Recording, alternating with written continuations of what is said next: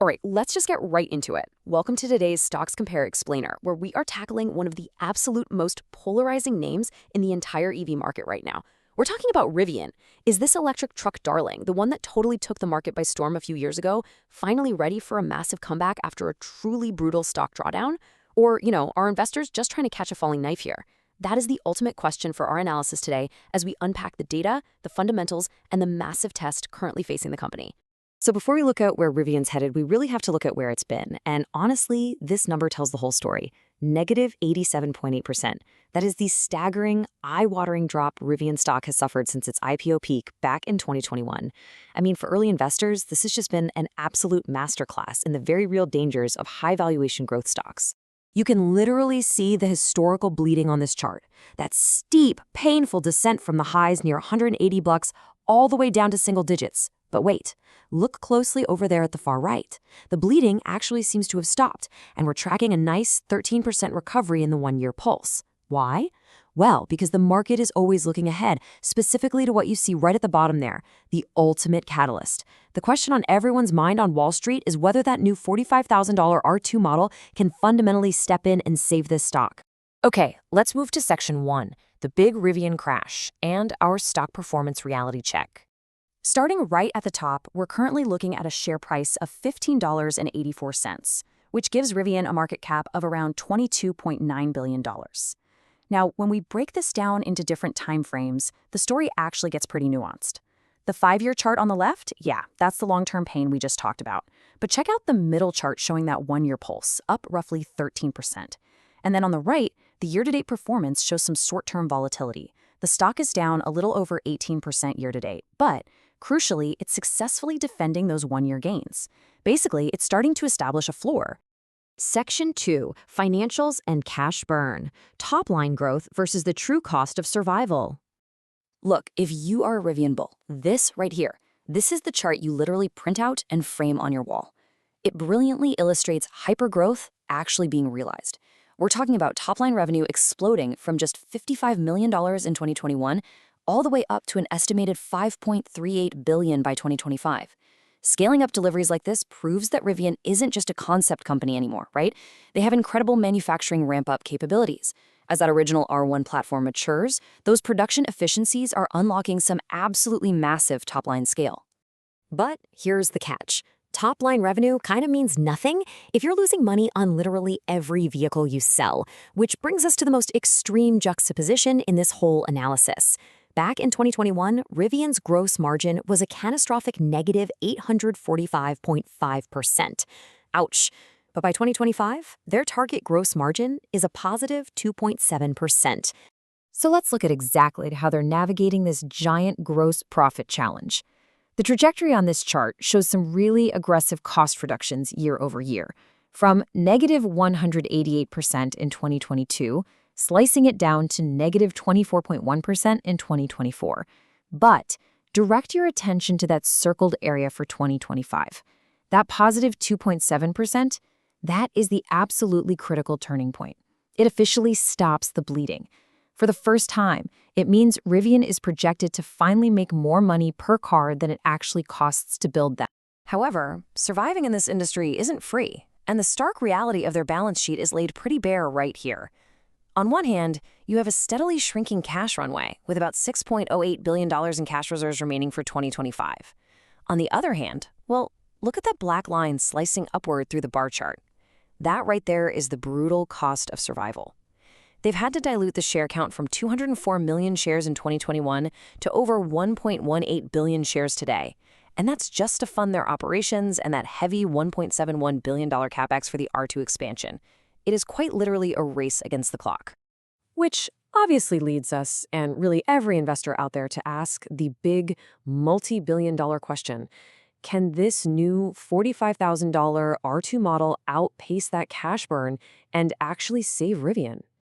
Let's dive into Section 3, the R2 model catalyst, the big mass market pivot. Enter the R2. This midsize SUV is, without a doubt, the linchpin of Rivian's entire future. Coming in with a target price of around $45,000, this is a direct, aggressive, mass market pivot aimed at capturing mainstream buyers. The key takeaway here is they aren't just building another high-end luxury vehicle, they're going straight after the Tesla Model Y, which happens to be the world's best-selling EV segment. And crucially, they're heavily leveraging their existing plant in Normal, Illinois as the main production hub to ensure a much faster, far more capital-efficient rollout. So how does the R2 actually change the financial math for them? Just look at this unit economics comparison. Over on the left, you have the R1 platform, high price tags over $75,000, complex manufacturing, and a low volume focus built on an independent architecture. Now that arrow in the middle, that represents their transition to scale. Because on the right, the R2 platform relies on that accessible $45,000 price point, super simplified manufacturing with a drastic reduction in part counts and wiring, by the way, and a shared platform architecture. This volume economics approach is designed from day one to drastically lower R&D expenses and drive automated, high-margin manufacturing. When we zoom out a bit and look at valuation and scale, it really is a classic David versus Goliath scenario. Rivian is sitting at a $22.9 billion market cap, going head-to-head against Tesla's trillion-dollar valuation and their massive global delivery scale. But Rivian has huge room to grow here. They consistently top consumer brand loyalty surveys. And rather than fighting Tesla on every single front, check out the center of the scale, NAS ecosystem symbiosis. By adopting Tesla's North American charging standard, Rivian instantly eliminates range anxiety for its buyers. It removes one of the biggest barriers to mass market adoption without them having to build out the whole infrastructure themselves. Moving on to Section 4, Bulls versus Bears. Time to objectively weigh the risks and the rewards.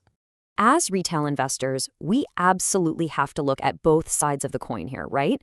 In one corner, the bull case hinges almost entirely on growth and scale. And in the other corner, the bear case is heavily anchored in the looming threat of dilution and some pretty tough macroeconomic risks. Let's break these down.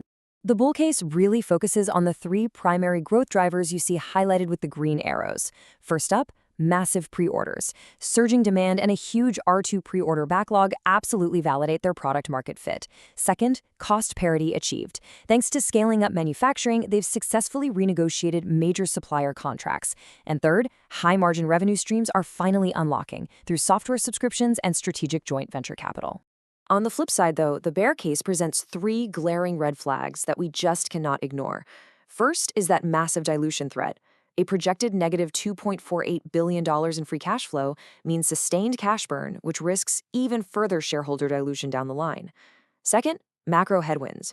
We are seeing a real global slowdown in EV adoption right in the middle of some brutal industry price wars. And third, execution delays. Honestly, the R2 manufacturing ramp-up in Normal, Illinois has to be absolutely flawless. Any misstep there could be devastating given their shrinking cash runway. Section 5, the path to profitability. This is truly the final countdown. Check out that target break-even zone box on the far right. This shows us that the next 18 to 24 months are absolutely make or break. Looking at the EBITDA trends, margins are projected to improve drastically, moving up to a negative 47.9% in 2025.